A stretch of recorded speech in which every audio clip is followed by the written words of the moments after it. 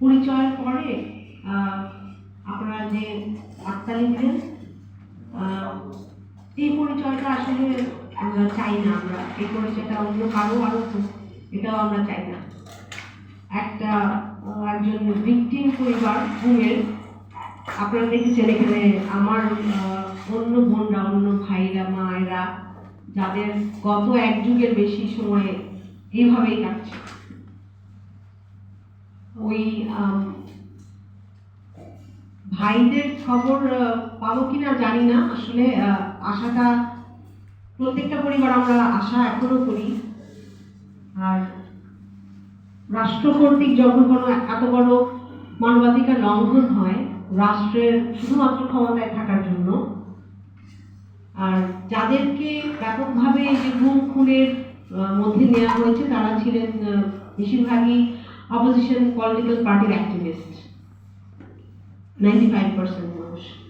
গত 2009 থেকে যদি 24 পর্যন্ত দেখেন, এতগুলো মানুষকে শুধুমাত্র ভিন্ন মত বা ভিন্ন দল করার কারণে তাদেরকে গুম করে রাখা হয়েছে।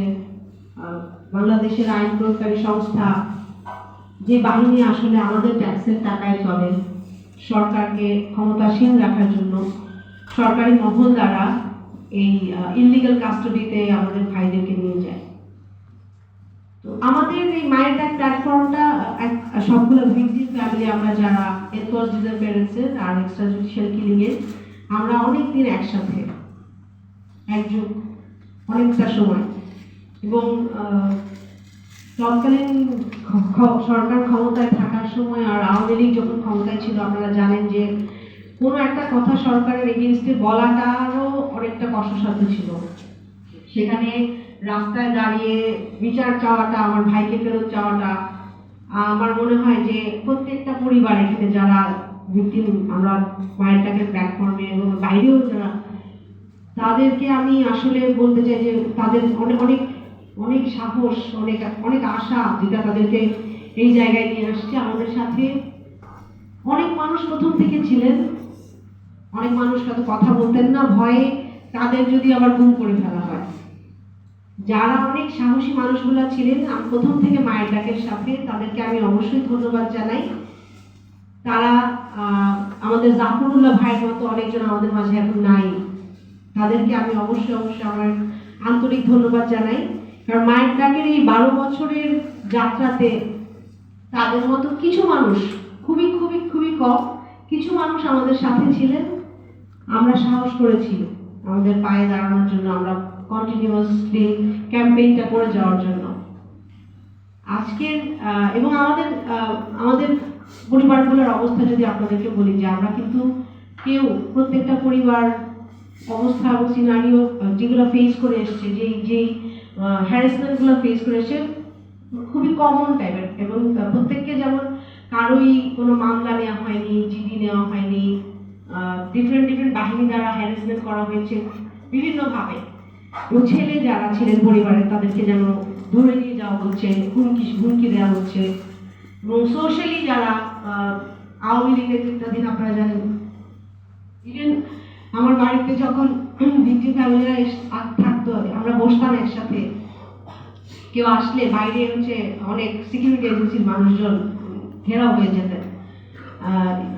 অনারেবল ইউএস অ্যাম্বাসেডর এসেছিলেন মায়ের ডাকে কতজন ভিকটিম ফ্যামিলির সাথে কথা বলতে, ইভেন সেই সময় রাস্তা ব্লক করে তাকে ছাড় দেওয়া হয়।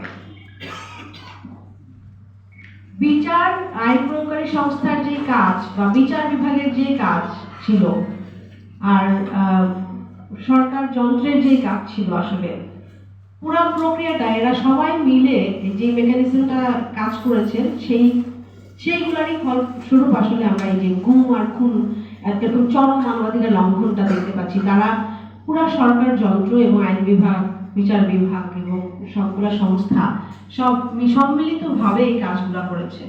এবং আওয়ামীপন্থী যারা প্রত্যেকটা এলাকাতে, ইভেন প্রত্যেকজন এই পরিবারগুলোকে কন্টিনিউয়াস হ্যারাসমেন্টের মধ্যে রেখেছে, যেন আন্দোলনটা না হতে পারে, যেন কণ্ঠটা বন্ধ করে দেওয়া যায়, তাদের আওয়াজটা যেন না যায় দূরে। আর এই পরিস্থিতিতে আমরা তো দেশের মধ্যে কোনো বিচার পাইনি। একটা মানবাধিকার কমিশন ছিল, সেখানে প্রত্যেকটা পরিবার তাদের আবেদন দিলেও ওই কমিশনের কানে যায়নি যে এদেরকে ইনভেস্টিগেশন করতে হবে, সরকার যন্ত্র দ্বারা এদেরকে করা হয়েছে। আর যেটা আমরা বলতে চাই যে সরকার ইন্টারন্যাশনাল অর্গানাইজেশন যারা UN working group for enforcement and involuntary ডিসঅ্যাপিয়ারেন্সেস, human rights watch, amnesty international এবং আরও যারা ইন্টারন্যাশনাল অর্গানাইজেশন এগিয়ে আসলেন, পরবর্তীতে আমাদের কেসগুলো নিয়ে ইনভেস্টিগেশন করলেন, টেস্টিফাই করলেন, তখন কিন্তু সরকারের কাছে তারা জবাব চায়। প্রথমে হিউম্যান রাইটস ওয়াচ 86% একটা লিস্ট দেয়, ইউএন হাই কমিশনার 2022-তে যখন 76 জনের একটা তালিকা দেয় সরকারের কাছে, তখনও কিন্তু সরকার কোনো উত্তর দেয়নি এবং বলেছে যে এই মানুষগুলো হচ্ছে নিজের থেকে পালিয়ে গেছে, দেনার দায়ে চলে গেছে। আমরা জানতাম না, আমরা আশা করিনি আসলে কোনোদিন বিচার পাবো। আমরা বাংলাদেশে এমন একটা অবস্থায় ছিলাম যে সব মানুষের মুখ বন্ধই করে দেওয়া হয়েছিল। যদি এই গণ অভ্যুত্থানটা যিনি শুরু করেছিলেন অনুষ্ঠানটা উনি বললেন, এই গণ অভ্যুত্থানের পরে আমরা ইভেন এই যে এই প্রোগ্রামটা আজকে করছি, আমরা হয়তো এমন কোনো প্রোগ্রাম করতে পারতাম না।